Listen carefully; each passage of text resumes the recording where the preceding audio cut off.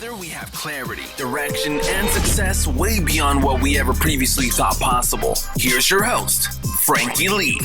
Welcome back to the Frankie Lee podcast. Today we are joined by the man himself, Mr. Sam Mangan, owner of James Cosmetics, who also has the PR company Spin & Co. Mate, welcome back to the show. Thank you for having me. And the second time. Oh, look. Second coming. Anytime. Anytime, anywhere. That's the problem. Once you realise how deep a rabbit hole I can take you down on the concept of nothingness, then did you realise, well, we have to shoot the podcast twice? It's only then you come back and have to be very strict with me. Yeah.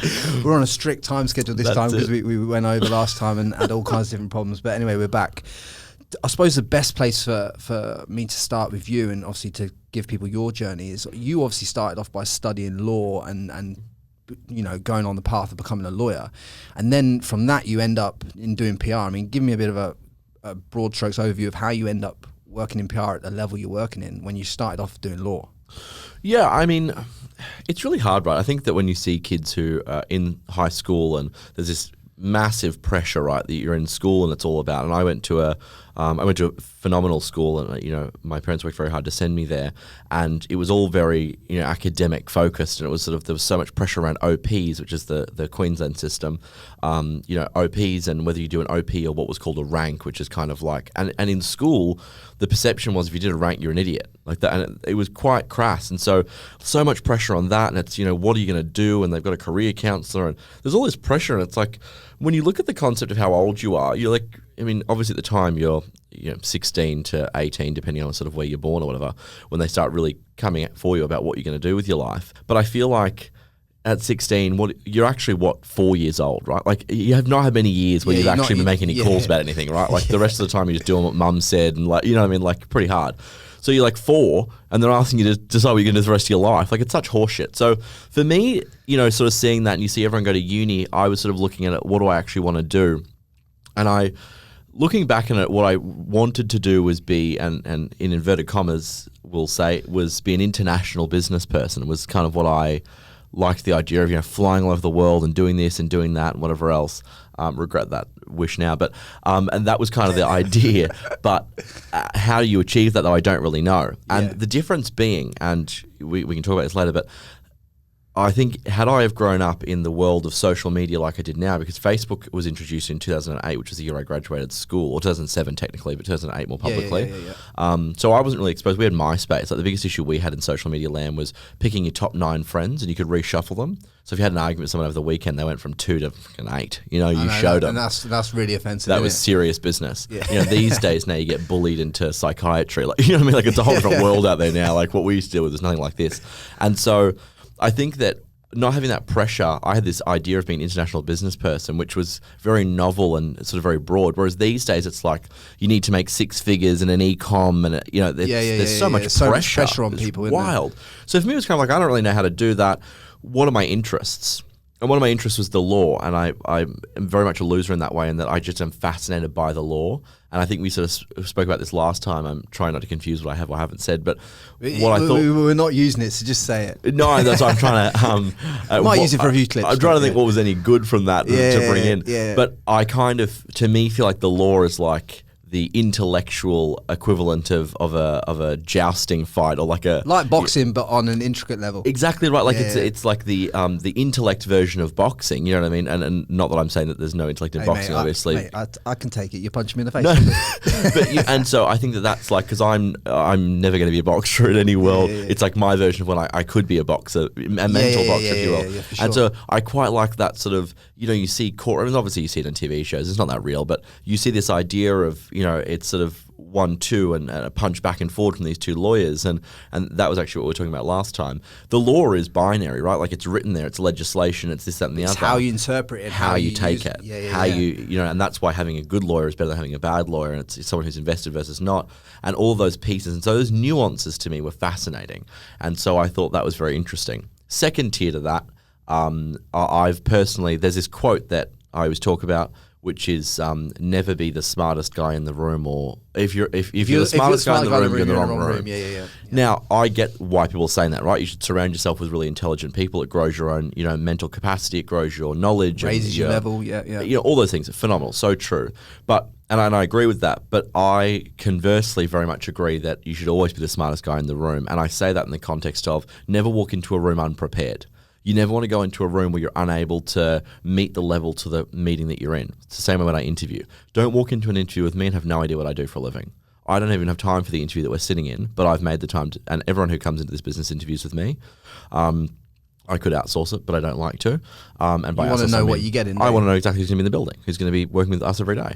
And so I don't have a lot of time in the day. So when someone comes in and they come in and ask me a question like, could you tell me a bit about James Cosmetics? I think, well, you're a fucking moron. Don't come in for an interview. There's an About Us page on the website. You just Google it, like, how stupid are you? You know what I mean? And it's not an ego thing. It's not I don't want you to blow smoke up my ass. I don't have time for that either. But to ask a question like that just shows how little you give a shit, and in turn how little I care about having you in the building. So for me, I go into every room very prepared. Every meeting, even if it's not my meeting, if I'm attending with one of the staff, I know exactly what they're going to talk about. I know the topics. I make sure I'm well versed on whatever it is that we're going to be discussing. Heaven forbid I get asked a question. And 9 times out of 10 I don't. But you want to make sure that you're ready for it. Yeah, you want to make sure. And for me, the law is very much something that was always going to underpin everything I did in business, but I didn't understand it enough. And like medicine, you can't kind of learn that on your own. Whereas I personally feel like a lot of business aspects you can learn on your own. And the ones that you can't, you can hopefully outsource to someone better at it anyway. Yeah. No point in me being the best accountant in the world. I'm never going to do it. So I'll have an accountant who does it. If it doesn't tick your box and you get bored of it, there's no point doing it anyway. Exactly right. So for me, it was very much about, I had this real intrigue about the law and this intrigue about the understanding of how all the mechanics of how it worked, and then how that would apply in a broader business sense. And I mean, I will say that it's one of the best decisions I've ever made, because there's not a day goes by that I don't use the degree. It's in every way, shape and form. I mean, whether it's contract negotiations, just a general awareness, it kind of raises the level of your own intelligence, I like to think, because it introduces a lot of critical thinking, a lot of critical assessment, and also ways of looking at things. I mean, even this is, here we go, as I take you down another rabbit hole. But what I find is fascinating, for example, is, and this is getting a bit deep, but here we go anyway for a Tuesday. You think of like a lawyer who represents, say, someone who's accused of pedophilia. Right, okay. Now, when they start the whole concept of, generally studying the degree and whatever else, someone who's done something horrible, like pedophilia, right? Like 9.9 times out of 10, everyone's going to say, like, you're a pig, die in a hole. Like, you know what I mean? Like, no one wants part of that. But this idea of the law is that everyone has this entitlement to the law. So it's your job to stand there and provide the person legal representation. Something about it's not your personal opinion, you're the lawyer. Yeah, you go in there and you provide legal representation. So it's your job to find a way out, if there is a way out for that candidate, right? Well, whether it's a way out, it's not necessarily the outcome that you're looking for. What it is you're providing them what they're entitled to, which is what everyone's entitled to, which is legal representation. So you have the law and you apply the law and your skills in the best way that you can. That's your job. You know what I mean? It's the same way when a doctor has someone get wheeled in who's just gone and shot up half the, mosque or the school or the whatever else. The surgeon doesn't go, I'm not operating. Too bad. He has no... It's not his personal opinion. No, it's not his personal opinion. He just you wants to save operate on the people. person in front of you. That's the job. And it's very similar for a lawyer. So I find all that sort of stuff very fascinating from a mental perspective, how you could get yourself, because I'm the guy, right? Like, someone comes in and they're like, been accused of pedophilia. It's like, you go down the hall, mate.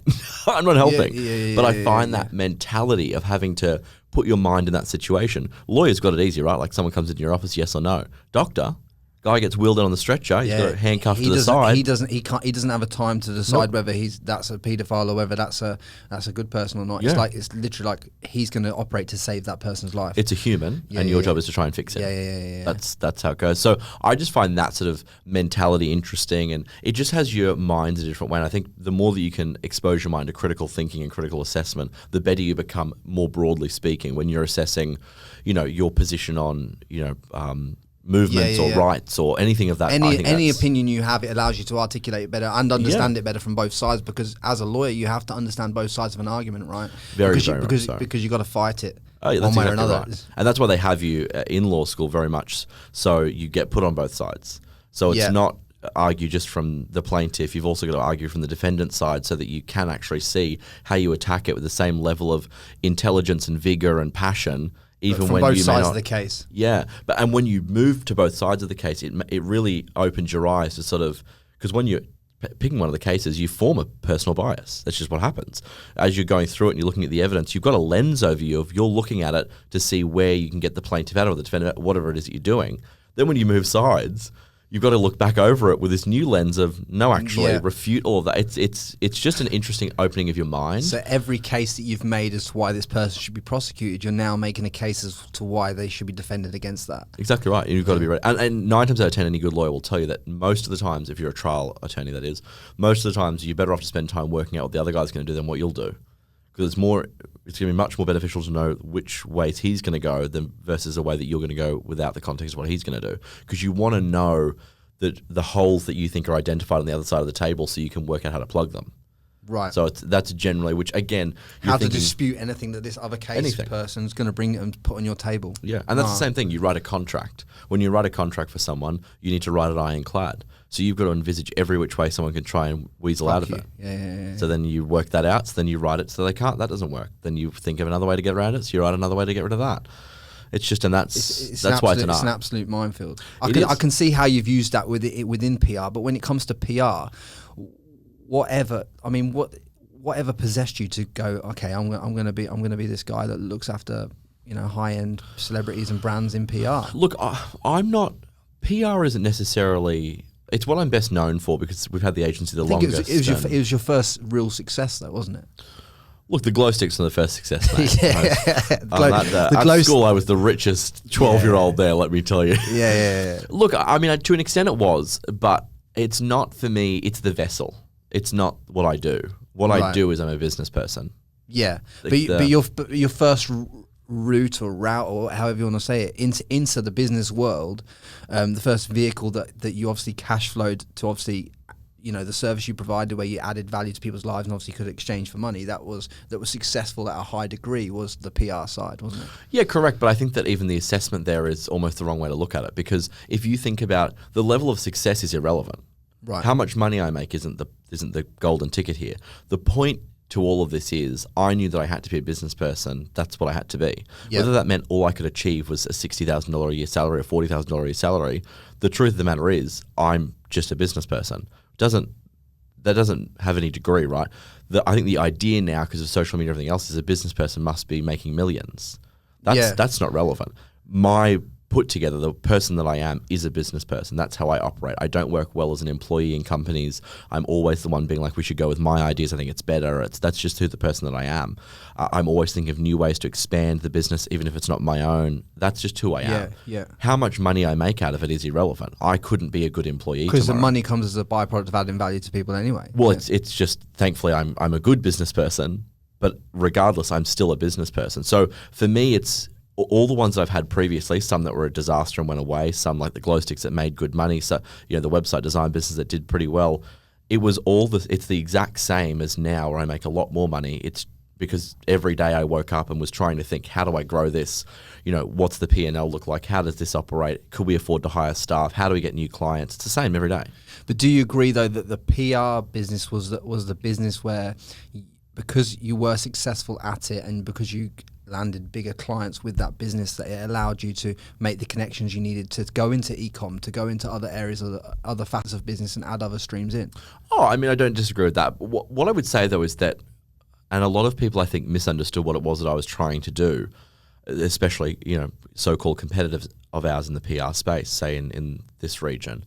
But I was never. You look globally, right? And this is what. This is the difference, right, between someone who wants to open a PR agency and what I believe I am, which is a business person. I didn't open the PR agency and go like, how do we make this the biggest PR agency ever?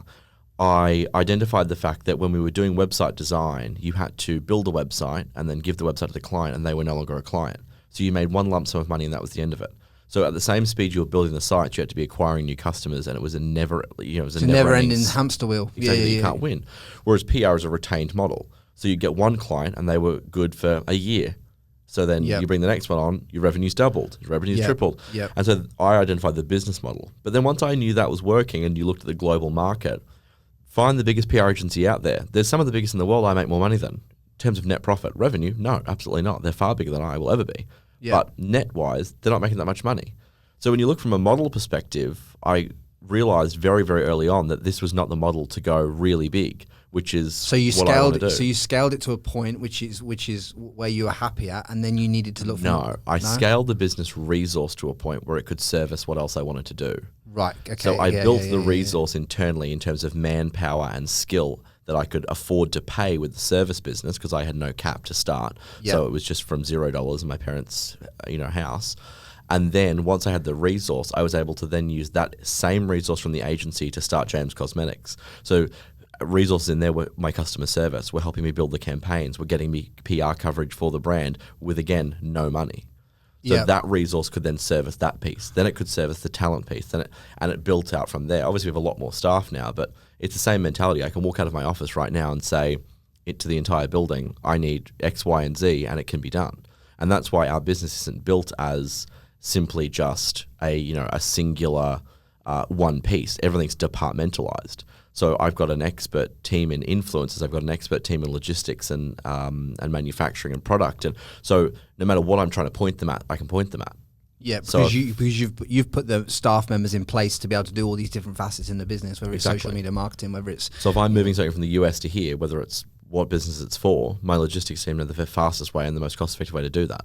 If I'm getting an influencer for Gymshark, or I'm getting an influencer for James Cosmetics, my influencer team know the best people. Yeah. So we have the resource scaled. So everyone thought I was trying to, take clients and this PR. Couldn't care less about PR. Couldn't care less about what we do day to day. For me, it was about the businesses. It's about building the team whilst also making revenue whilst you are building it at the end of the day, because you've got to be profitable. But you've got to be profitable, sure. But more important, you're more important. You were building something for the longer term by building the team and the resources in the place to diversify. Yeah. But it's a very different mentality. If you're trying to build a business to be your primary business as a profit center, is very different to what I was doing. So I didn't care that much about the profit centers, so that I would obviously need to make money, and I was doing that in the early years, but a very, very, very small amount of money, because I was trying to hire as many people as I could to resource up faster to then grow everything else. Whereas if you were trying to grow a big PR business, you'd be watching that bottom line every day, because you need to remain profitable at every step. Whereas I didn't care about that. That didn't make any difference to me. Didn't make any difference that the agency was taking a big hit while James was trying to grow. Didn't, because it's all one big pot. Legally speaking, it's not, but technically speaking, in my mind, it's all one pot. That's why we have the group. Then we leverage that into more cash resources. Then we use that to launch the projects business. So then now we're developing warehouses. Now we're acquiring caravan parks. Now there's a whole different entity, which again serviced by that. And because you've built it in a way that can sustain all these different business models, you can use one to fund the next and to fund the next. So basically, what you're doing now is you're only in businesses and only doing things that you're passionate about, in terms of like things that you actually like. But I'm passionate about business, so I like all of them. That's the problem. No, I understand that. But what I'm saying is, if you think, oh, caravan parks are a good business model, they make money, we'll buy caravan parks. But your cash flow from your business allows you to do that. 100%. But I'm not passionate about caravan parks. Couldn't care less. Don't know anything about them. Never. You just know they make money. Well, I can see that the housing market is a certain way. I can see that there's bad operators in that market. I can see that capital is a huge issue in those categories. You don't find a lot of caravan operators unless they're Fortune 500s, like big listed companies. Yeah. So there are a lot of like owner operators. They don't have cap to fix things. The pool breaks. They don't have 50 grand. Yeah. So a lot of these places get further and further and further run down, then they go derelict. So if you've got the capex to go in and acquire them and fix them, there's a conversation to be had there. So again, it's not the fact that it's a caravan park, it's the fact that it's interesting to me from a business perspective. When you look at the numbers and you go, you see the opportunity. There's an opportunity here. So that's why it's hideously dangerous too, because I don't sit in my office all day, and like I would have 2 new business ideas probably a day. Yeah, that's the problem. And then you have to focus on the existing stuff you need, which in the early days is a lot harder, because it's just you're doing 9 people's jobs. Now at least I have resources to be able to sort of handle the day-to-days of things, so my mind can be a bit more strategic and whatnot. But yeah, my issue is that I like business, so it's not necessarily the vehicle that I'm in doesn't really matter. Doesn't really matter. Yeah, you just want to use the resources that you've got the best to suit what you're trying to achieve. To grow the overall piece. To grow look at things like COVID. I mean, COVID hits.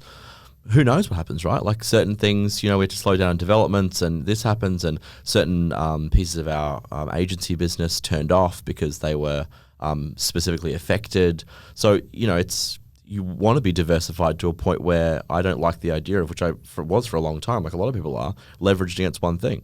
You know, your industry falls apart or your business falls apart, then what do? Yeah. Start over, sure.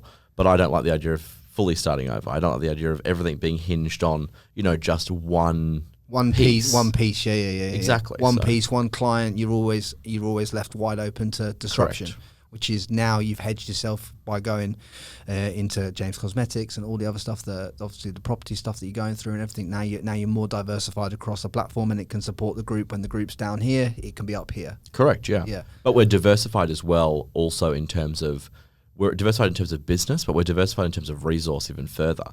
So, you know, now it's, my reach is far further into the US market. It's far further into the UK market. So that now allows me to do whatever I want in different areas. Just because the fact that I can move a box of eye masks from here to there now means that I can move anything from here to there. Yeah, because you've got the logistics for it. I've got logistics to do it. So it's all about building more resource so that when you want to pour more things on it, you can. Yeah. You don't ever want to be, I don't ever want to be building something that's just linear for one company. That's what I like to be able to, which is, it's a private equity mindset to an extent.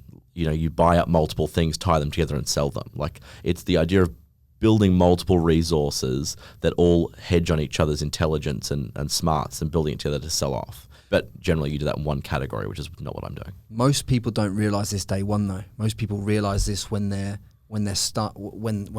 accentuating through the business model. Was there a particular point when the PR business was firing and that was your sole revenue earner? Was there a time when you thought, I need to diversify? Was there a time when you thought this point, I'm getting this so fucking wrong right now and I need to change it? No, I knew from the beginning. You knew from the beginning that you were going to have a group. Yeah. From the very beginning. Not many people know that. No.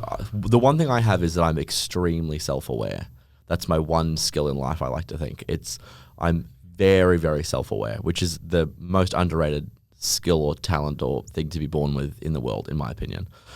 So I've always known there'd be a group. I've always known it would diversify. And people who've known me for a long, long time will tell you, for years and years and years, I banged on about, I need a product, but I don't know what it is. That was the piece that I couldn't work out. I didn't know what the product had to be.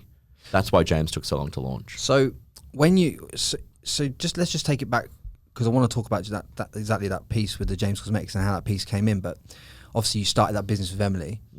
Mm-mm. Emily wasn't involved from day one. Not from day one, but she came in later on, didn't she? Yeah. But before we get to that point, how did the conversation how did it even come to fruition that Emily, you came into doing Emily's PR in the first place? Like to get so that we get her role into this before we start to tell that story. So I met Em. I think I've been managing Em now for 6 or 7 years, something like that. I met her originally through a mutual friend, Nicole Joy on the Gold Coast here, who I represented at the time, who was doing cookbooks. She knew Emily and she knew at the time the guy running Emily's business. Yeah. And she sort of said they're looking for someone just to handle PR. Yep. And so I've recommended you. Emily wanted to be on TV, and I just recently had Nicole on the Today Show. So I took a meeting with them. I originally turned down the meeting several times because it wasn't, I didn't want to be in talent. And then I also made the same, I guess, mistaken assessment that everyone did, that it was just a pretty girl who's got followers online. It wasn't until I met her that I realized that was very wrong. And then, we started sort of working together. I handled only her press in the beginning, and then slowly over time took over sort of different facets of the job. Correct, yeah, over the years. So yeah, we've been together for a long time now. And obviously, how long through that relationship did she obviously come into? So you said you set up James Cosmetics on your own in the initial period. Correct. So let's just go to that then. So you said you knew you wanted a product. Yeah. But you said you didn't know what the product was. Correct. How can someone, or how did you go about formulating what that product should be to make sure it was a hit like it has been for you? So again, I'm a business person, so I assess it from a business perspective. I don't, there's a lot of people who say you've got to love what you do every single day, right? I love business, so that's why I'm fine. Yeah. But that's why sometimes I think people get confused that they would think that I started it for money, right? That's not the relevant point. The relevent point is it's a business, and I like that game. Yeah, you like to be in the business mind. Yeah. Like it's not you're no more passionate about PR than you are about eye masks. You're just passionate about the business. You just see the business potential, the scaling, the growth. Yeah, I understand. How do we get that's what I find phenomenally interesting. So I'm interested in that piece. So for me, it was when I was trying to find it, it wasn't about, which is what a lot of people should do, like what are you passionate about? That's the first step, and then that's what you go into, because every day if you're going to wake up and do it, like Emily, health and fitness, she's passionate about health and fitness. Business she couldn't care less about. But she was passionate about changing people's lives through health and fitness, so that's what she wakes up every day. That's what drives her. And so whenever she's getting too far away from that, we bring her back to it, back in the gym, back talking one-on-one to people, back spreading that message. So for me, it was very much not about how do I find what I'm passionate about. It was how do I find a product that's truly scalable here? How do I get a product that I can, one, afford to, because I had no money. It was very early on in the business, and everything was going into the business to try and hire more staff and resource out. And how do I find something that I can scale? And then I came across an article one night really late that Glam Glow, which is a cosmetic mask company, was acquired by, I believe it was Estee Lauder, for $400 million in the skincare category, which is a category that hadn't grown double digits in a very long time. And this was a massive multiple on their revenue. That makes no sense to me as a business person. Why would you pay a massive multiple on a company not doing something in a category that's not growing double digits? What's the answer there? They knew something that we didn't know. The category is about to grow double digits. So I knew then it was skincare. So then I bought basically whichever product I could find that would work from a financial standpoint based on the resources that I had to bring in, which was eye masks. And that is literally how you got it. You just went to a cosmetic supplier in whatever country you went to. From overseas. And you went for the reason you went for the eye mask at the time was because that was the most cost effective way for you to start. Cost effective, and also makes the most sense in terms of skincare. So when you're talking about skincare, and this is somewhat boring, but the concept is if you're selling to women, which we are primarily, they've got a moisturizer they love, they're going to stick with the same moisturizer. Yep. The same for you, for example, I don't know if you take I use a moisturizer, trust me. There you go. Look at his head. So, but it's hard to get you to convince you, women even more, to change their moisturizer. It's their holy grail. It's the center of their universe. Their serums, their moisturizers, that's the middle of their... It's the same if you go down to Never Quit and you said to some of the boys down there, you've got to use this protein now. You can't change the core of someone's whole thing. That's too hard. Whatever they do. Too expensive. And when you're talking about acquisition online, a CPA, you can't be acquiring customers for too expensive. So you can't be spending all your money educating someone that our moisturizer is better. Yeah. Why? Too expensive. Can I just say something on this score, right? Bald guys use twice the amount of moisturizer as a woman because their face never ends, does it? But the average man spends about 1/10 of what women do on skincare. I understand. But yeah, that's for sure. More surface area. New product coming soon. I'm just saying, if you're looking for a model, mate, like this, look at this moisturized head, mate. I tell you, I've got a bit of a gloss on. The shine is just... the sheen. So for me, it was, there's no point bringing out a product that we have to educate. One category, again, in the more I did about Glam Glow and the research I did on that company, was that a mask, women will buy 50. They don't care. They're not brand loyal. Yeah. They're willing to try. Tonight they'll use this company, tomorrow they'll use this company, this. They can use 3 and 4 in a day, no problems. Yeah. That's the market we wanted to intersect. And also a market that isn't too crowded. There's not a lot of eye mask brands out there. I have the biggest line in the world. So in terms of like products for eye masks, so in terms of... An eye mask, I have the largest range of eye masks on the planet. And I noticed at one point in time, I don't know whether you're still in retail now, but you're in retail in terms of like one of the department stores, aren't you? We're not in department stores. We have worked with people like Mimco for collaborations where we were available in Mimco's nationally last year. I think we're in David Jones at the moment as a collaboration with Homebody, which is a sleepwear brand. But no, we've rejected all requests to go into retail in that way. If someone was looking to grow a brand like James in a niche that they obviously thinks a good business model rather than being passionate about it, do you think is it in a growing category? And they've decided that. I'm just I've just lost my train of thought there. But what I'm trying to say is, do you think that people should? No, I've completely lost it. What I was going to say, mate. So you're going to ask me where they should start if they think it's the right thing. What's step one? What is step one into getting it into or should they stay? What I'm trying to say. No, this is my point. My point was trying to say, do they stay e-com only, or do they go looking for the stores? Because when I spoke to Jason at LSKD about this, he went into retail. Right, retail were obviously. He was having to create products that retail said that the people wanted, whereas you know your customer best and you know what they're requesting through your DMs and through your feedback on this different products, right? Sure. So he was saying that he was getting paid a bulk amount of cash to make these products for these stores, like City Beach, for argument's sake, but that wasn't what he truly felt the brand was best to produce. Yep. So what's your advice for people in that? Look, it's for me, retail is near impossible. So retail is a very difficult model to be involved in, right? So there's a whole reason, and this is, again, it's my lens is business. When I look at the market and you look why brands like Celeron and all of these people, why they start opening their own stores. Yeah. They're available in Harrods, they're available in David Jones, they're available here, and slowly they're not available anywhere, they've got their own store. Control. Why is cosmetic brands, they used to only be stocked in Sephora, but now they popped up next door? You know, why Morphe, one of the largest, color cosmetic brands on earth, why are they opening stores all over the world? Yeah. Although it's a pattern of movement, and all those things you look at and you go like, why aren't they doing that? For me, a lot of it falls around net profit. It's a lot of work to sustain these accounts for a lot less money because you're having to take costs after cost after cost off. And, you're selling it at 50% of what you would normally be selling it direct to consumer. So when you look at what a retail actually offers you, it's obviously offering you a larger upfront cash than, you have to go out and fight for each customer yourself on the internet, Facebook ads, whatever you're doing. So it's hard, but the two facets and the two lines where it's difficult is, one is your net profit because you're getting smashed. When you go into David Jones or Maya, and Priceline and all those places, you've got to contribute to the catalog, so you're paying fees to be in the catalog, you've got to pay for end caps, you've got to pay for shop displays. It's not just a purchase order and good luck. Most of them pay on 120-day invoices, whereas you're upfronting the cost to the manufacturer. Then it's brand. Is it on the shelf? Does it look good? Is it where you want to be in there? Are you on the shelf next to a brand you hate that's not cool? Do you get the end cap? There's so many pieces that are out of your control, and then so many ways that you can be just turned away tomorrow. I personally don't like retail from that perspective until you hold the cards.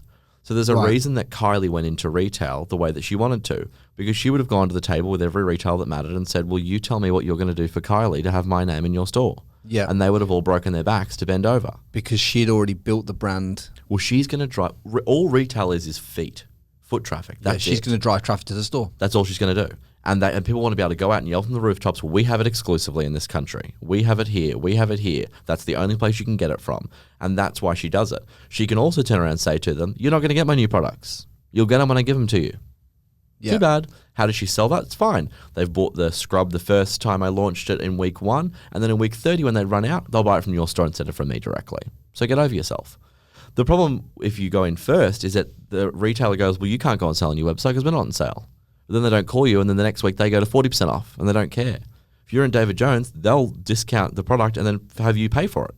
If they discount below their cost, they bill you. You serious? Yeah, they bill you for going deeper than cost on the goods that they bought off you. They send you the bill. They don't care. Like, they're not going to risk their business model. So I wouldn't go into retail 9 times out of 10 until I'm the guy that's going to drive people into their store. Yeah. Until they want me because I'm going to do what they want ultimately. And I have nothing against Dave Jones, Maya, all these big guys who are doing this because that's how their business survives. They can't afford to take risks on a brand that no one's ever given a shit about, and then it tanks. And then they tank. That's not how it works. Yeah. They're supporting however many other businesses. So I get why they've got to do it. But I think people see these big retailers as like the end goal, and that's the dream to be in them. There's a reason brands go in and out of these stores constantly. As fast as Sephora launches brands, they dump. I think Sephora globally dumps 25 brands a day out of store. Like, really? That's how fast things are flying back out the door, that they go categories over, you've burnt it, you're not good enough. They're constantly asking you to spend more money with them to promote, and then it's a whole different business, right? Like it is literally a separate business within your business. You're then having to spend marketing dollars to promote that your product is in Sephora. Keeping in mind, you're promoting your product is in Sephora at half the cost that you would have got if you sold it directly to the customer. So now you're launching all these marketing campaigns to sell product at 50% of the cost. But if you don't market the fact that it's in Sephora are going to kick you out anyway because you didn't drive enough traffic to the store. Exactly right. So you don't want to put yourself in a position where you're constantly chasing your tail and trying to service a retail business who is very aggressive, and they know what they're doing, right? They know exactly at what point you need to go, at what point you need to stay, how much you need to spend. They know all those answers. It's not their first rodeo. So all of a sudden you're aggressively trying to service that, so your eyes are off the prize. You're not working on your direct-to-consumer business. Now, that's very broad, right? It's different in different categories and different, whichever sort of retailer you're targeting.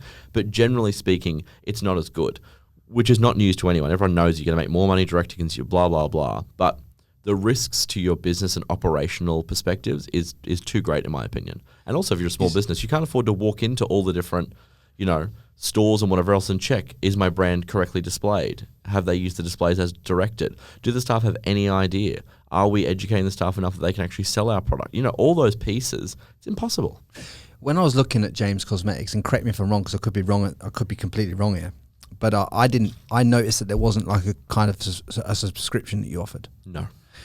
Because I just thought, if I was a woman, and you can correct me if I'm wrong, because I might be completely wrong with this, but if I'm a woman and I buy eye masks and I like eye masks, and you send me 30 sets a month, yep, and you get a box with like six different types of tea tree, whatever, yeah, could that not be something that's rebuild all the time? Oh, absolutely. And our business is a no-brainer for subscription.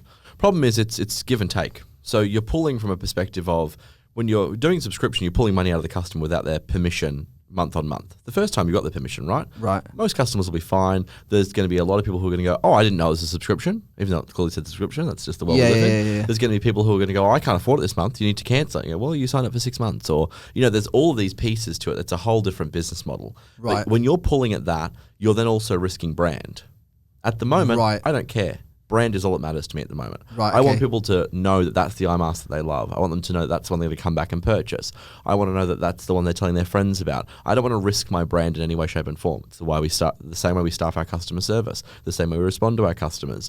Brand is all that matters for me at the moment, because that's what I want to be really, really strong. I'm not at the stage yet where I need to start deploying tactics where I have to sort of go, subscription will X, Y, Z on my net and my base, and then this will improve this. I don't care about that number at the moment, because the long-term value of the brand being absolutely impugnable and clean for everyone is much stronger to me than the potential burn rate that we'll have of people who go, I've got fucking 3,000 eye masks now, I don't need them. Cancel that. I don't want to even hear from you guys again. Yeah, they get another yeah, email and they go, I've got so many of them. Yeah, At the moment, their demand is what's driving it, right? So they run out of eye masks. I need to buy more.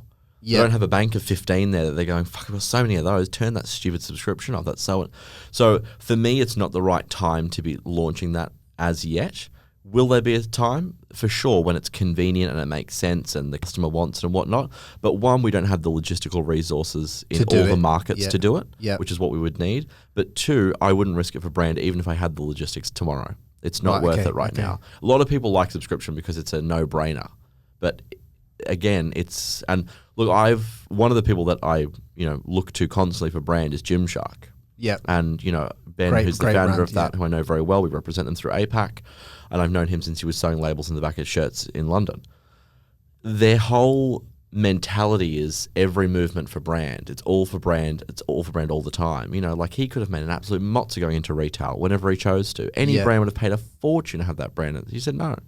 Turning down money left and right. Same as Emily Skye. If she didn't give a shit, she could have made millions out of skinny teas or diet pills or some rubbish anywhere. Millions. I saw the offers. Boombod. Wanted nothing to do with any of them. Fit Tea, all those guys. They offered so much money, but she didn't want it. And that's, for me, it's the lure of easy money in business sometimes takes you down a path that isn't worth being in. And for us, that's kind of where the brand is. I don't like the idea of our SKU line isn't wide enough. The deep connection we have with our audience is there and it's growing versus not. You look at your loyalty figures, how often repeat purchases, blah, blah, blah. Like we saw our Black Friday last year was our biggest Black Friday in history. Obviously the brand's growing, but the speed at which our existing customers purchased our launch product, having no idea what it is, right? And you've got to be humbled by this. We launched a product they'd never seen, never touched, had no idea. For the most part, don't know what any of the products But because you've got their trust, they just literally to buy it. Yeah. And when they buy it and they try it and they loved it, now they go, that was amazing as well. What's next? Yeah. And those are the pieces to me that are more important. I just don't think that it's smart to be diving into a way that you can, any accountant would look at it, or any private equity company would look at it and go subscription tomorrow. You'd add 30% to your bottom line tomorrow. You go, probably. But what did I shave off my brand at the top? But idiots. Here's one thing I noticed that you did, and you'll be shocked that I know this, but you had a mask brush turn up that you weren't happy with, and you had it redesigned to a thicker one because you weren't happy with the size of the handle. Do you remember? Yeah. For Black Friday, yeah. And that was one of the pieces in your Black Friday sale, but you just weren't. The reason why you put that back was because obviously you weren't happy with the product. So obviously you thinking exclusively there of the customer, because obviously that I go through the amount of products I go through. You would have no idea. We'd have 50 products I could launch tomorrow. We'll never see the light of day. Not meeting the standard that I set for our customer, not meeting the standard that they set for us. The amount of stuff that comes through here and is not close, so it's got to go back. The brush, for example, I think we went through 30 brushes, all being the final one that came to me still not thick enough, went back again. The brush I knew head's nothing no about good. brushes, right? Yeah. But when you showed the 2 brushes, I was like, okay, I get that. Huge. Do you know what I mean? Yeah, I don't use that type of face mask, but I understand what you're saying now. Yeah. And also it's like a watch, right? The one criticism you'll get from fake watches when you go to Bali or whatever else is the weight. Right. Like, you buy a Rolex and whatever else. Does it need to be that heavy? No. But heaviness equates to value. People think it's worth more. Right. The heavier it is. That's why they weight some of the watches down with certain things. Whereas you go to Bali, they're light as air because they're not they're hollow in the middle and it's those pieces that sell a luxury experience to people. Yeah. That's the same thing with our packaging. We spend a lot of time on our packaging, huge, far more than anyone else ever will. And no one, and I can't believe, I don't know why, the amount of bad packaging on the market is why people will never be as big as they want to be. Bad packaging is the worst possible outcome. And I've been told a million times by people, why do you care, it's e-com? They're not buying it off a shelf anyway. I get that constantly. I remember a time as well that you were complaining, because even though the customer had never complained, but you were complaining personally because the invert on the pattern on the box was wrong. Yeah, completely wrong. The pink box, there's several of them. I mean, when I launched Black Friday 2 years ago, they couldn't get it. So I got on a plane and flew to China and sat in front of their designer and said, let me explain it to you, and got the head of production, the head of facility and everyone. Then I went to the factory and stood there and said to them, hello, what aren't you understanding? Explain it to me.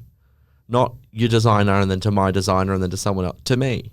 And that's how we fixed it. I got on a plane and flew to China. And a lot of people that ship products have never been to the factory that these products are produced in, never built that relationship with the manufacturers. Yeah, but that's about, again, that you can't build a big brand unless, it's the same in a service business, right? Like, there's a reason that service businesses have a roof over them in terms of revenue, in my opinion. Yeah, you're always going to be capped out on a ceiling depending on the amount of feet and people you have in the office. Well, there's that piece, but there's also 90% of the time, or 99% of the time, clients sign with us because of me. When I stop appearing in the meetings, there's a problem. They want to know why I'm not there. Yeah, I get that. There's the same in my business, yeah. Identical. Then there's a good chance the person sitting there is better than you, knows more about it than you. Who knows? But they want you because they've seen you. And that's the constant roof you've got over your head when you're talking about a service-based business, and that's the problem. Yeah. Unless you're in the room, unless you're talking to the person, unless you know every piece of every campaign, every movement, they're disappointed. So sustaining that is the key balance, and that's where you can outpace in a product-based business. That's that's why I have it. But it's the same concept still in terms of our products. We can't send one bad product, because you send one bad employee to one bad meeting, the whole relationship can be soured. You have to sustain relationships with your customers in every single touch point. It all has to make sense. And I'm crazy in every aspect. I'm crazy in the agency business. I'm crazy in the product business. When things aren't right, still, every single piece of every single thing that goes out for James Cosmetics does not move without my approval. Everything that goes out of the building. Every card, every piece of packaging, everything. Nothing can move out of the building without me approving it. Every website change, every image, every campaign, everything. Every word that's on the website goes through me. It's ridiculous. Because you want it to communicate exactly what you want it to communicate, yeah. Exactly. And that's why it's hard when you scale. It's hard when private equity buys a brand, because then they go cut costs, and they cut this department, they cut this department, they cut this department. Problem is, at some stage, they cut the guy or the girl who was sitting there every day going, that sentence there isn't our brand. Change it. How did you, so, because you'll be so good at articulating this, but how did you go about planning how the brand was going to look and feel and be from day one? Because the brand is me. That's it. There's no plan. You don't sit down and create an A4 document. I'm the worst planner you'll ever meet.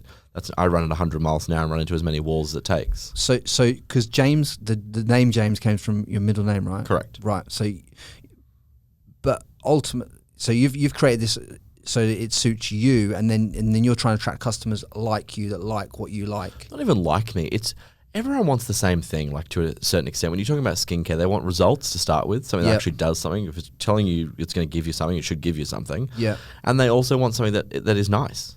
Like, I mean, look around. Everyone wants to be rich. Everyone wants to be famous. Everyone wants to be. Everyone's got similar threads. Who wants ugly packaging? Who wants products that don't look good? Like these days, people want to be able to put it on Instagram. They want to brag about it. They want this. They want that. It's like, I mean, the amount of social media content we got when we changed our packaging from Australia Post normal packaging to full custom packaging was substantial. I think it was a 35% increase in social media content.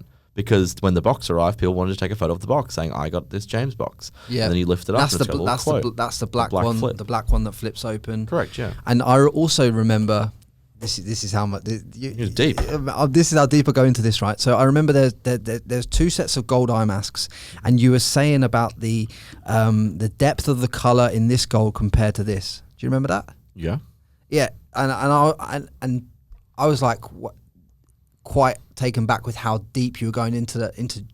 To me, when you held it up, I could tell the difference, but I couldn't tell the difference to the extent that you could. But when you explained it and articulated on that story, you can see what you're saying. And 100%. then when I saw the actual product itself, when Joe showed me the actual product because he had the product, I was like, okay, I get it.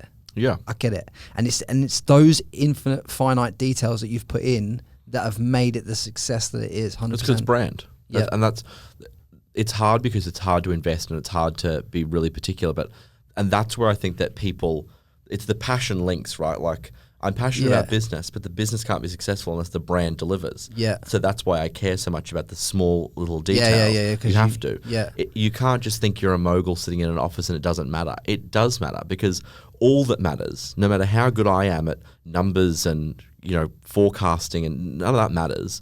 If when the box arrives, the customer goes, "That doesn't look great." Yeah, it doesn't matter. Yeah. It's little things like knowing that we're a social media first brand. What would be aesthetically better would be having all my products, say my eye mask uniform, where all the boxes are white or all the boxes are grey and they have a splash of colour on it versus the entire box being a colour. Problem is, in an e-com first business, you have a glance while you're on the bus, maybe the story's not at full quality, maybe this, that and the other. I need you to know straight away that the eye mask that Emily's holding up in that story is one you don't own. Right. So when she holds it up and it's orange and you own pink, you know it's different. Yeah. Whereas if it's a single line and you happen to miss the part where she holds it up and it's just moving, and you go, "I think I've got that." No, it's very clear when you hold it up now and it's blue and you've got black.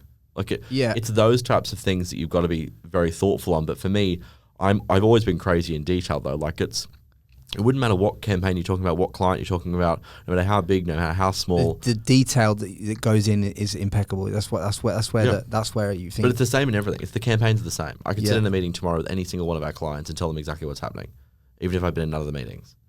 I know what is happening in all the campaigns, what's happening in all the shoots. I know all those things. The level of detail you need to know, but that's because I'm obsessed with the business, and the business isn't successful without the detail being successful. So you can't. That's, and the more people we hire, the more people look at it, the more people go like, "You don't need to be involved in that." I don't care if I need to be, I will be involved in it. Whether we could remove me from that process, I have to know that's going the way that it's going to go. Yeah. Yeah, it's a sickness, but sure. So you've never, so because of that, you've never been in the position then where you've seen something and you've gone, that's not past my desk and I'm not happy with that in the outside world, outside the office.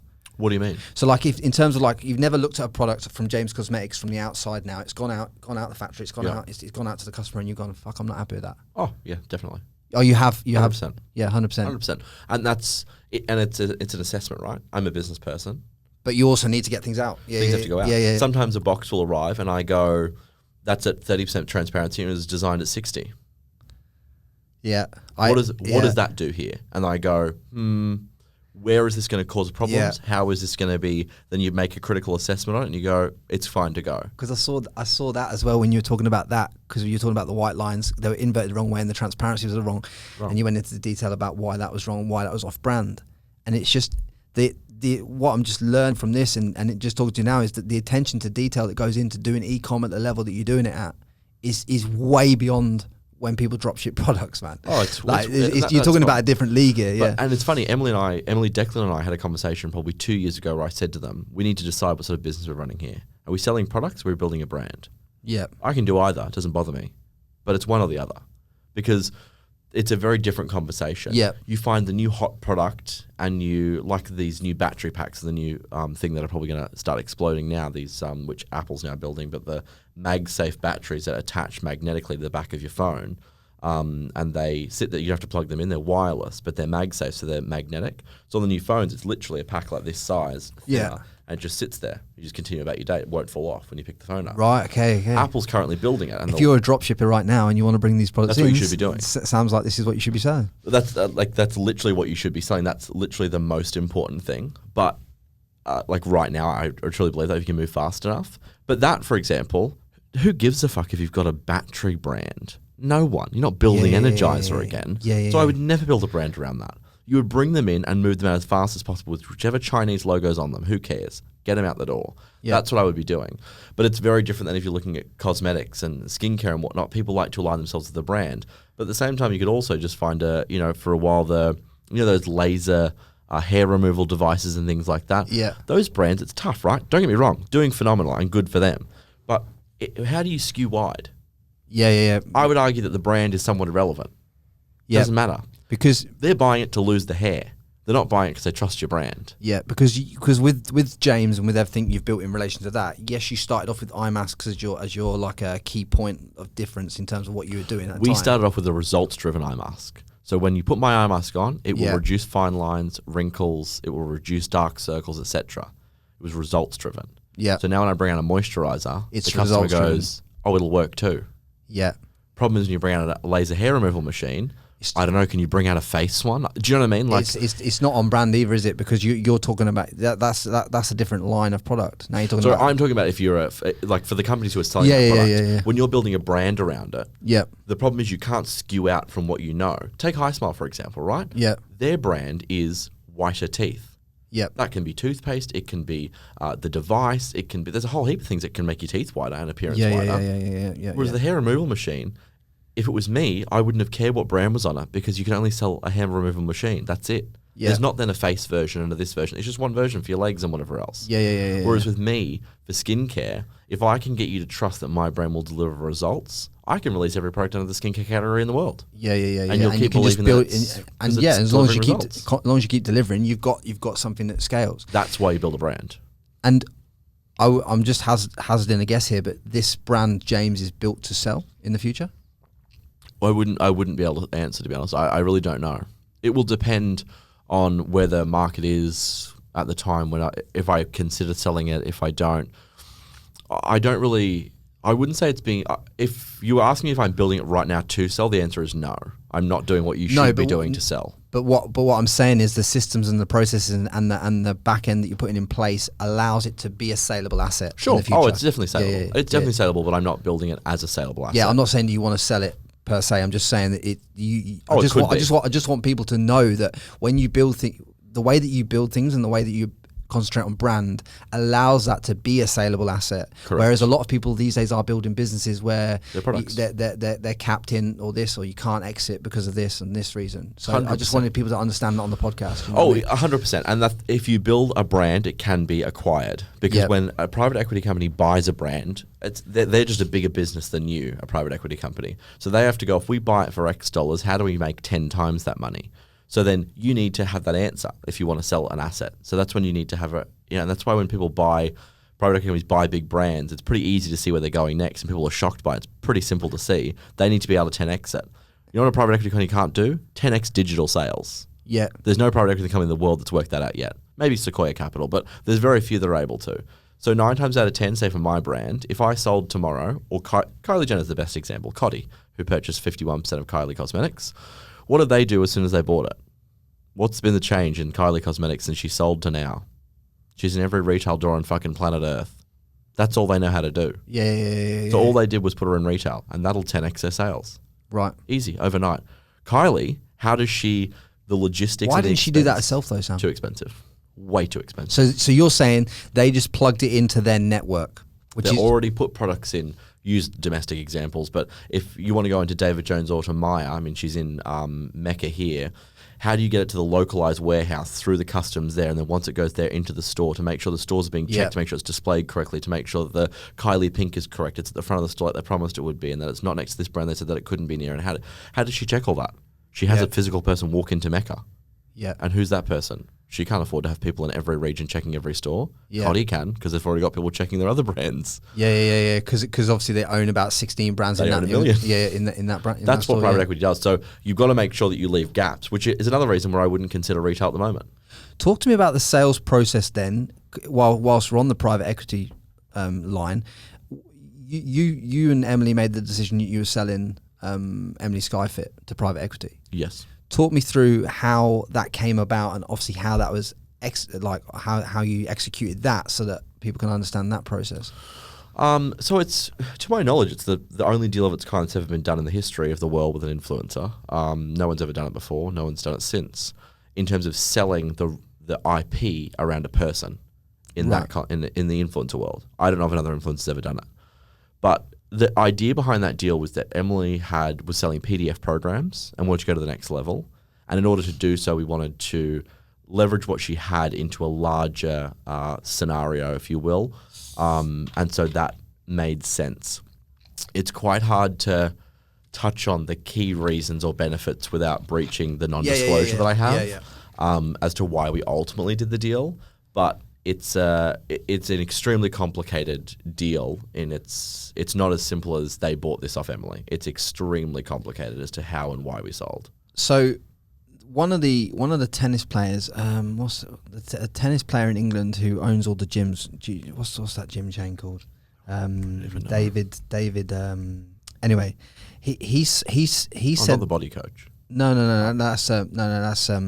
That's another one. I know, I can't remember the names. Yeah. But anyway, he said that one of his I watched him on a podcast. He said one of the biggest regrets that he did was he sold the rights to his full name. But what you're saying is you've not sold the rights to the full name. You've sold the rights to a certain category for that name, right? Couldn't say. Right. Okay. But yes, that's kind of where we're going with it. Right. Okay. Well, we'll move on then. Unfortunately, it's ironclad agreements that prohibit me from answering certain questions. But sorry, mate. Sorry. It's a very unique deal, I'll say that. I don't know of anyone else who's done it in the world. Right, in the influencer category. Celebrities, sure. So then that takes us on to like you coming into the world of James Charles now. Yeah. I mean, what were you looking after him on a PR standpoint at that particular time, or how did you come about into working with James? Because obviously he's massive on YouTube. I've known him for a couple of years. We brought him to Australia in 2019. The first time he appeared at Pacific Fair for Beauty Weekend, which was a concept we put together with Pacific Fair for AMP Capital, their owners who were clients. We had him appear at that, which was super successful. Then we had him come back the year after and open up the first ever Sisters Apparel store in the world. And then I just sort of got to know him over the years and whatnot. And again, what he was looking to do was to create more business structure around what he had, as opposed to licensing deals and things like that. He wanted to have businesses. And so that's sort of what attracted him to wanting me. So he asked me to do it, and there was some back and forth, and then, ultimately we agreed to do it. But yeah, it's whilst it is typical management day to day, it's also very much a business. Yeah. So he wanted to go from being that influencer person that made clips of tickets to owning the actual physical business behind the clip of the ticket. Yeah, and so there'll be, I don't know, by this time next year we'll have launched 6 new companies under him, I would say. And can you give us any insights into what? Every category. Cosmetics. Cosmetic category, yeah. That's one of the categories. There's 5 others. And that's the beauty of knowing what you know about James Cosmetics, is that teaches you things. It allows you to launch his businesses and know that very he's quickly. And to be able to move things and the needle faster in terms of understanding formulations, logistics of movements, habits, how I was able to look at his existing infrastructure and understand where all the leaky holes were and what the gaps were and how to fill those gaps and do it faster. And not have to do it myself, but have an existing team that helps. And I presume then you as a businessman are partnering with these people and having a certain equity stake within that brand that you create, rather than just saying you're just doing it for them. Correct. Right. Okay. Yeah. So that's how you're obviously scaling it out. Well, look,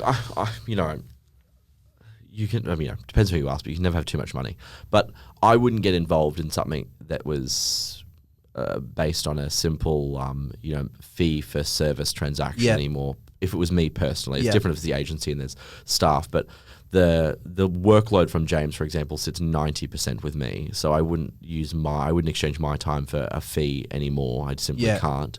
Equity is the only play when you get to the level that you're at. Yeah, exactly. No, I understand, because obviously the intellectual property and all that kind of stuff that you get to participate in is where the true money is in the future, and obviously the true 100%. value. There's no money in swapping your time for a service and all this. Well, it gets to a point. It's a business thing, right? And this is where that age-old saying comes from, and it's a funny joke on TikTok and whatever else, but where money doesn't buy happiness, and the people say I'd rather cry in a Ferrari, right? Like that's yeah. The idea is that money in fact does buy happiness, right? That's the secret, I think, to the whole thing. Of course, it buys happiness to an extent. The problem is it's short-term, interchangeable happiness that eventually you realize is shallow and hollow. That's the problem, but it does buy it. Everyone feels happy when they go and buy a Ferrari. I'm sure the fact that I don't fly economy makes me happy. That's just the truth of it. Yeah, I don't want to sit back economy is shit. I just don't, that's the fact that I don't have to. Does make me happy. I actually would love to film you flying economy. I've done it. And look, you've never flown economy in your life. I have. AirAsia X is a middle seat photo of me, Amy on one side, Courtney on the other, sleeping on me, and I was in the middle of an AirAsia flight. Let me tell you, straight to Thailand I was going. Tough at the top. Can anyone, if anyone can put a photo up of Sam? I think it's on Facebook. No way. There's not a chance on this earth that you ever flew economy. I don't believe it, and I won't have it. I was there. There was the days. Look, and there's still days, obviously, when you've got, you know what I mean? And if it's for work, I couldn't care less. I'll fly baggage hold. If I have to get to Sydney for a meeting, that doesn't matter. And that's the difference here, right? If we're hosting an event, like we host a Gymshark event, if cords have to be taped to the floor, I'm the first guy taping them on the floor. I'm the opposite of the person who'll say, where are these people? Where are these? And that's what everyone thinks I am. That's very much my perception from outside the building. Well, because you talk on Instagram about lift etiquette. Well, that's important, though. Are you fucking joking? What? When the doors open and then people are shocked when they're standing there to try and get in that the people are inside. The premise of an elevator is that it carries people up and down. Why are you so shocked when the doors open? There's people inside. That's the whole purpose of the system. That drives me nuts. But I'm the first guy to tape something down, to lift boxes. We had a shipment arrive Black Friday. Literally, this Black Friday just. Yeah, I watched it. All the staff were in there. All the stuff, but we had a shipment arrive. A container arrived, and what I needed was our set packaging out of this container at the back. And it was the very back of it. Yeah. And so everyone was like, oh, if we maybe... I was like, this is a nightmare. So it's actually these shoes. I get in with my loafers, climb to the very back of this container at 5,000 degrees and start throwing boxes to my father, my 65-year-old father, who's at the front, handing them then off to all of the warehouse packing staff. Who also needs your moisturizer. Literally, that's exactly right.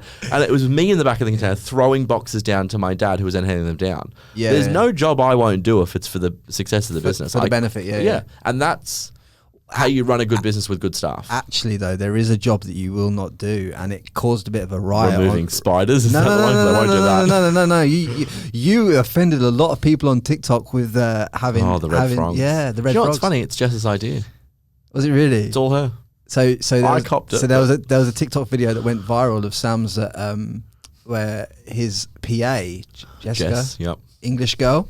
That's why good English girl. Yeah, that's why she very good English girl, very very elegant woman, and she was tasked by Sam with putting the red frogs into the glass. It was quite the debate. So Jess and I quite enjoy the fit out of the office componentry, and I had this bar cart, and I basically arrived at the idea that I'm not going to drink in the office. It's not like, I don't mind a drink here and there, but I'm not a big drinker by any stretch of it. And so I thought I can go and spend probably $2,000 putting alcohol in this thing that will just go off in the heat on the weekend when there's no staff here. Yeah. So it's kind of ridiculous. I'm never going to sit at my desk one day and crack a martini. That's never happening. Like, how ridiculous. So then I thought, well, that's no good. So I thought, what's actually something that's usable and a bit of fun was lollies. We're like, oh, lollies would be great. Yeah. And then we were both like, but they have to be one colour. So I was like, that's fine. Red licorice, red frogs, and we should have maybe a Jaffa or something of that. So perfect. Go to look at it. Red licorice not available to buy anywhere. So then Jess goes, what about if we do snakes? And I was like, yeah, that's going to ruin the vibe because it's not going to be. And she was like, oh, I'll just pick all the red ones out. I was like, whatever.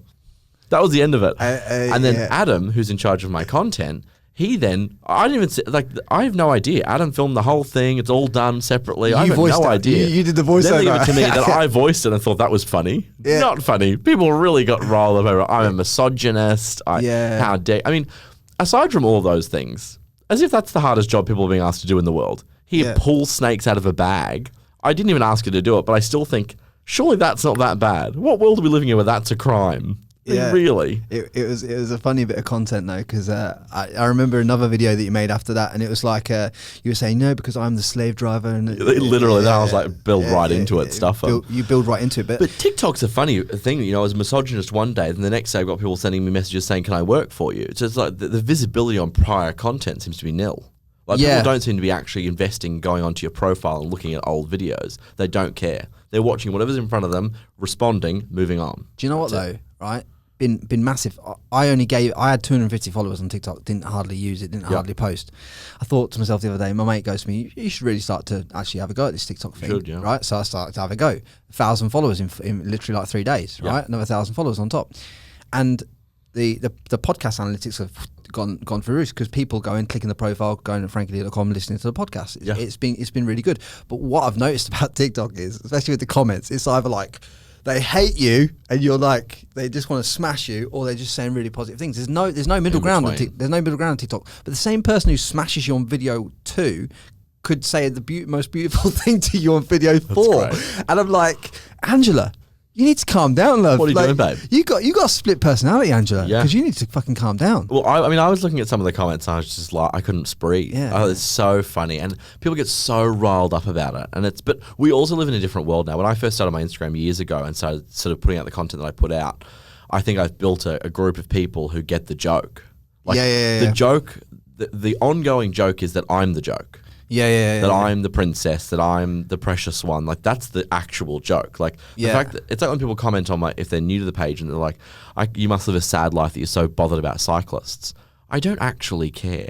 I just think it's a funny observation that when you're driving behind a cyclist and they're doing a fucking idiot, that they're fucking idiots. But I don't wake up in the middle of the night and go, oh my God, I'm so stressed over that. But I don't mind them being a cyclist, but one, like, why would you wear Lycra? That's not a vibe. It's aerodynamics, mate. That's why you don't have any hair. Aerodynamics. You done me. Hey, aerodynamics. Do you know what? Right, it's not as bad as the way Courtney did me the first time I was here. Hey, while we're on this topic, literally, right? What was this, about 8-9 months ago?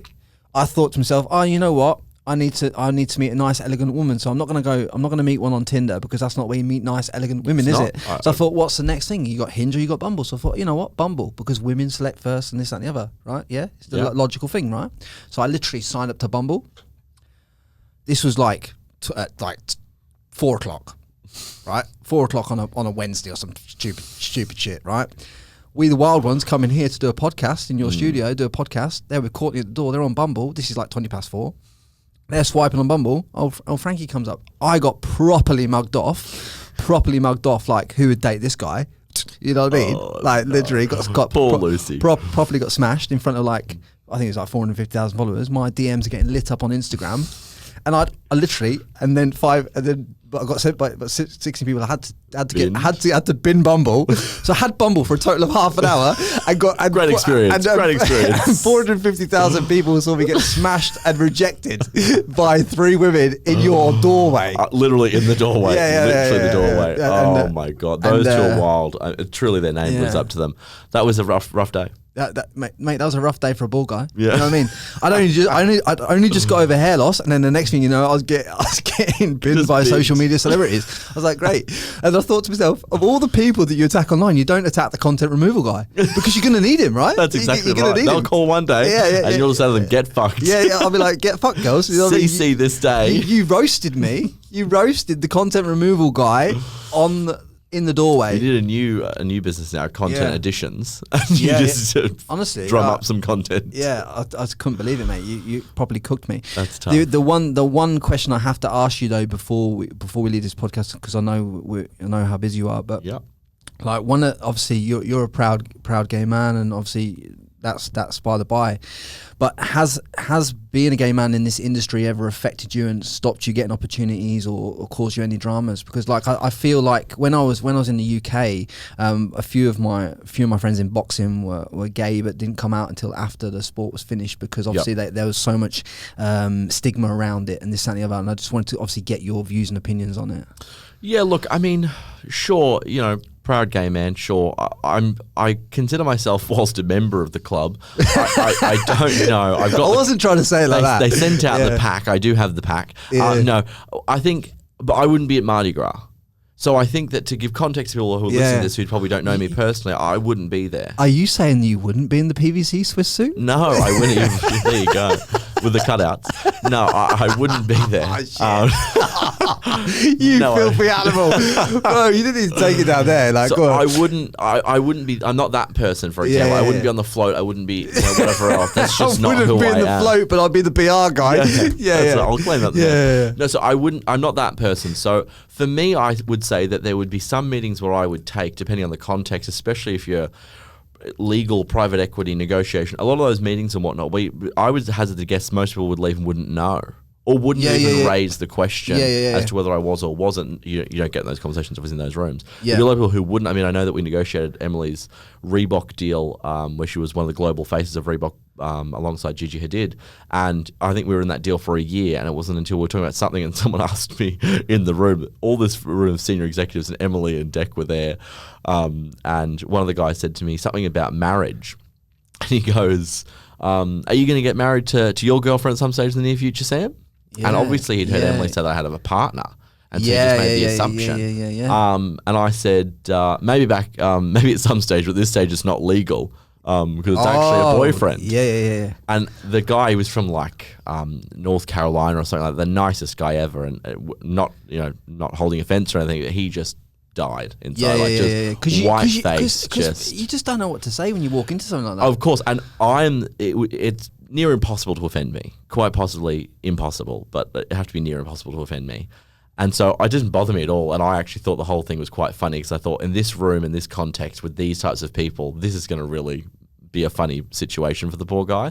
So I said it and he sort of just died inside. So I don't really, we all laughed about it, it was fine or whatever else, and we moved on.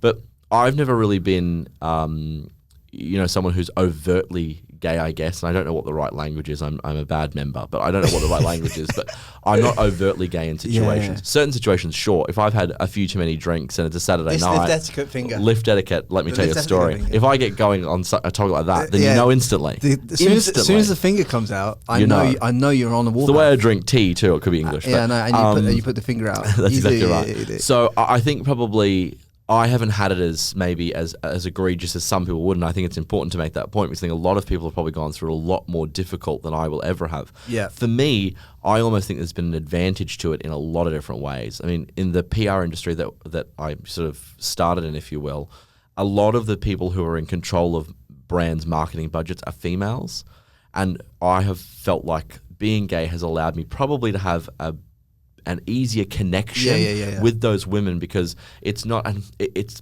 this day and age of PC, it's hard to navigate the right language to use, but so I'll offend someone here, but I do think there's a culture where it's hard if it's a straight male and a female, you don't know what's appropriate, what's inappropriate, what you can do and what you can't do. I can very quickly, from first meeting someone to getting to know them very quickly, because that barrier doesn't exist. There's not an uncomfortability around, I've already got a boyfriend. Boyfriends aren't offended by me being close to you. Husbands aren't offended. Females generally, I feel like, are a lot more conducive to having a social conversation in that situation with someone who's gay. So I think that it's just been easier in a lot of ways to get to know people and create a rapport really quickly that maybe a straight male wouldn't have had in that world. And so it's almost been an advantage in a lot of ways. When we're dealing in a world where you might consider it to be a problem. I mean, I represent Quade Cooper, for example. Who boxer, rugby. Rugby, very very well known internationally. Negotiation of contracts and things like that.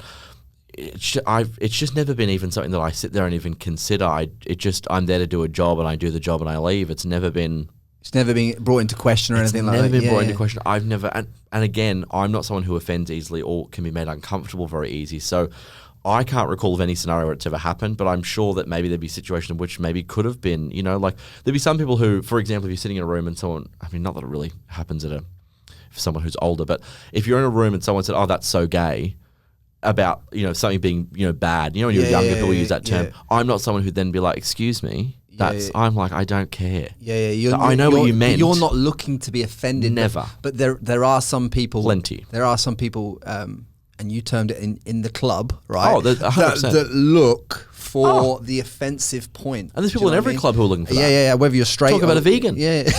They're looking constantly. They're just looking constantly to be offended. There's plenty of people who are looking to be offended, and they'll find it. Who's a vegan? Who? Here?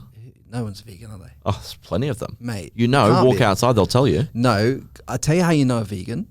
Look at me. I'll get Here we go. the vegan getting out. it now, Yeah. yeah. I'll tell you how I know a vegan. It's the little two green leaves you see in the profile picture on Instagram. On the profile. Straight in the bin. Straight in the bin. straight in What? the bin.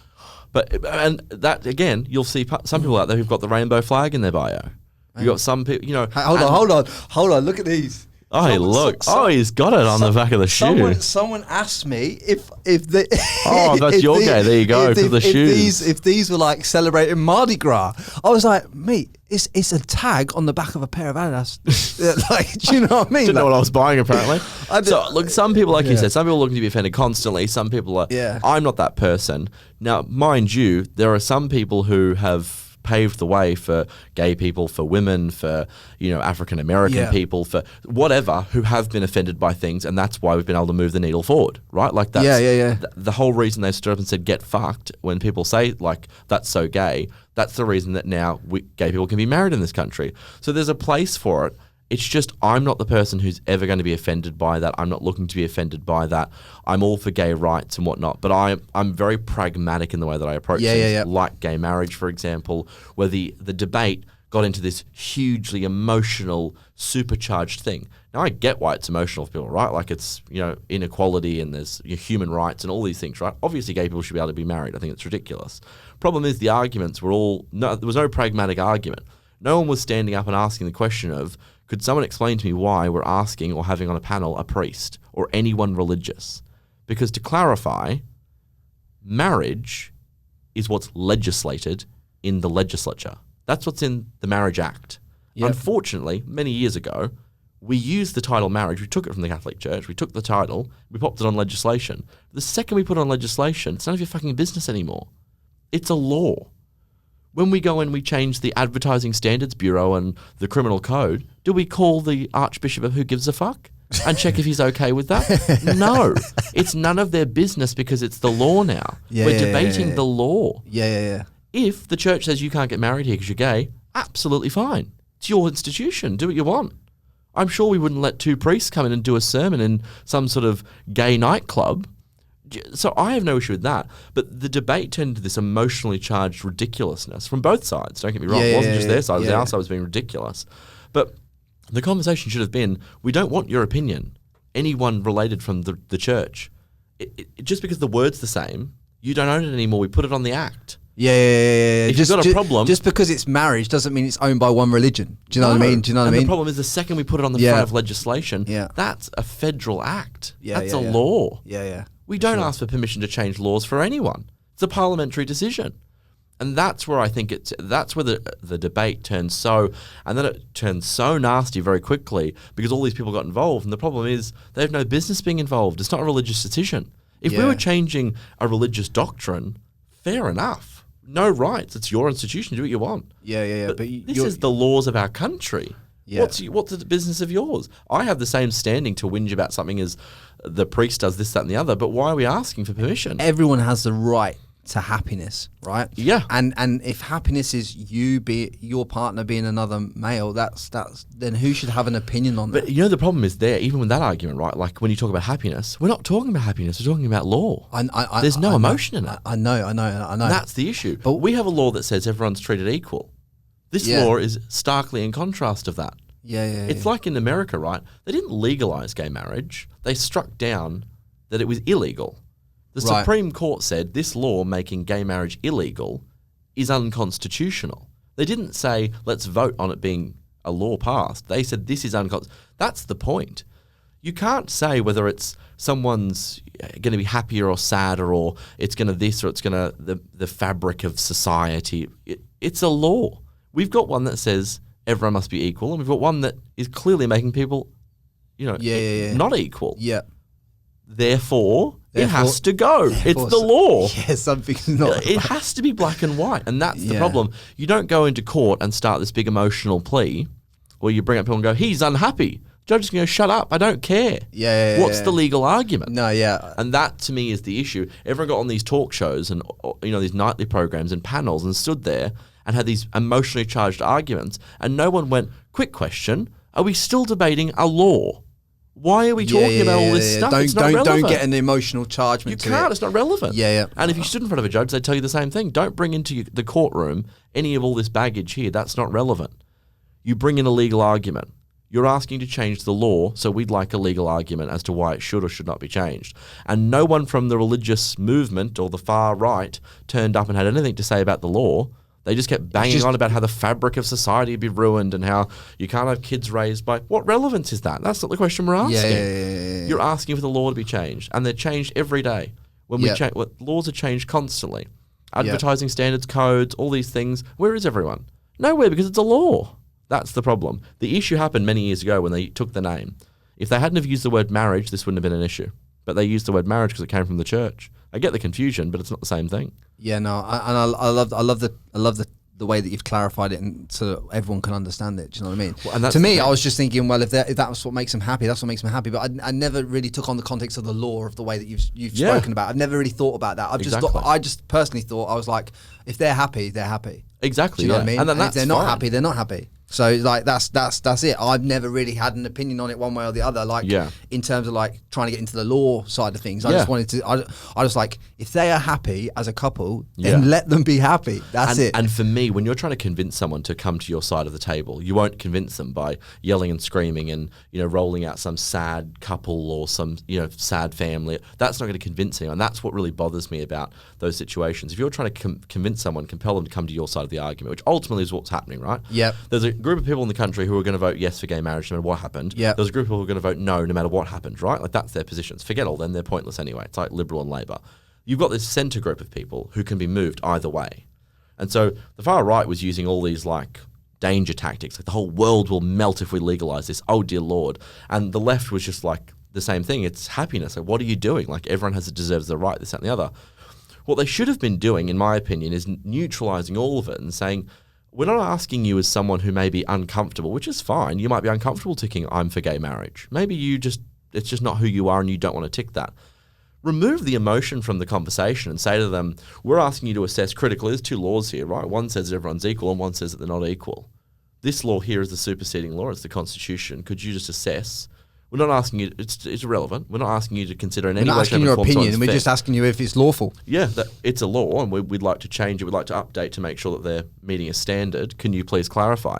And if I think people, and the group of people who are uncomfortable ticking, yes, approve gay marriage, if you'd have explained it to them in a way that made it sound like we're not asking for your opinion or anything, we're asking you for a legal clarification. Do you feel that this is inconsistent with the law? You would get a lot more yes votes. Yeah. Because it's not about whether you feel that gay men should be able to have a child or adopt, or that's not relevant. The relevance is the law inconsistent with what is drafted in our Constitution? And do you know what? I've voted yes, but I voted yes on that. I just wanted other people to be happy, rather than I've never thought of it like you've just articulated. Yeah, well, so no one did. I'm glad I asked you for clarification on it, because like I've never ever heard it articulated that way before. It's because no one articulated, and that's why I don't understand. Yeah. For the first time ever, we had an open conversation about the law. Well, in it this wasn't country. open. It wasn't an open conversation, was it? Because that point has never been articulated. No. So because you only invite people onto a show that are going to create ratings. Yeah. And so at one stage I was asked to go on to, they had someone drop out of one of the programs and they asked if I would go on to represent the gay marriage side. And I said to them, you don't want me on this program. I am telling you that it's going to end poorly, because the second anyone opens their mouth from a church on that panel, I'm going to continue to interrupt them and say, I'm sorry, to clarify, are you speaking about the legal change or the position of the church? Because they're very different things. And when you're talking about the position of the church in terms of what we're talking about here, like you're talking about things that are dated thousands of years old, and we've moved on way beyond that. But that's fine. It's their institution. Yeah. But they also don't have any control over the law. Yeah. They don't sit in Parliament. They're not lawmakers. So your feeling on how they operate to me is irrelevant. Like, everyone's going to have their own opinions, right? Some people think we shouldn't be eating meat. That's your opinion. You can't change the fabric of people's opinions. I also think it's somewhat offensive to ask an 80-year-old person who's lived their entire lives picking up the Bible every day and thinking that that's a real, doctrine, and that's what happened, and that's the series of events in there is true. That one day we just ask you, bin that. We've moved on now. Bin it. That's quite offensive, personally. That's your whole being. Asking someone to bin it because it's convenient for you, not appropriate. The problem was we weren't asking you to do that. We weren't asking you to amend the religious doctrine, because the religious doctrine hasn't changed. It's still the same, the religious doctrine. They haven't moved their position. It's still a man and a woman. That's what's in the Bible. Cool. You don't see anyone trying to change that now. We weren't looking for a change of that. And that, to me, is the big issue. What was the gay community? We think we should be able to get married. We think that's fair. What does the church think? We think that you shouldn't be able to, because that's not what was written 1,000 years ago. Cool. Now let's talk about the law. Do you know what I mean? Like, now we've got all that out of the way. Let's talk about what we're actually discussing here. And that's what I think is so funny. At what stage would we ever ask the Archbishop of Who Gives a Fuck to go into Parliament and talk? Never. It's like in the US, church and state. There's a reason that's in their constitution, the separation. There has to be a separation because they're not lawmakers. So it just doesn't make any sense to me. No. But you have to be pragmatic the way that you approach those conversations, because they get emotionally charged so quickly. Then all of a sudden, the whole conversation's about this poor couple who have never had the chance to marry and now they're dying in hospital. It's like, oh, no one cares. Shush, that's not relevant. We're trying to deal with the law, which is broad strokes. It deals with all categories in one move. Unemotionally. And they're just putting emotional charge stories around both sides of the case, which is by the to try and narrate, and that's where I feel like you lost the middle ground. A lot of middle ground people just who weren't comfortable taking I'm for gay marriage because they've lived their entire lives believing in the Bible, believing in the church, and having that. They wake up every day and they look up and they truly believe someone's looking out for them, right? Yep. That's what they've woken up every single day of their lives. And now we're asking them to just bin that? I think that's inappropriate, personally. And honestly, like I said to you before, like the way that you've articulated it, I've never heard it articulated that way before, so I appreciate you doing that. I appreciate doing it. It's too boring. People don't want to hear it. I just want to say that thank you very much for your time on the podcast today, mate. I really appreciate it. Do you want to drop your socials and drop the businesses, the websites and that, so that you can obviously... Yeah, for sure. Instagram, I just acquired it about 3 months ago. Finally got at Sam Mangan, no longer an underscore at the front. So at Sam Mangan on Instagram, that's fine. I don't know what else the other ones are. At sam.mangan if you want to see me get abused on TikTok for being a misogynist, and mangancompany.com. And James Cosmetics as well. Mangancompany.com will send you to all the different companies, but James Cosmetics, Spin & Co., Mangan Projects. Yeah, perfect. I'll put links in all the bios. Thank you very much for your time, young man. Thank you, sir. And I appreciate it. And much love, guys.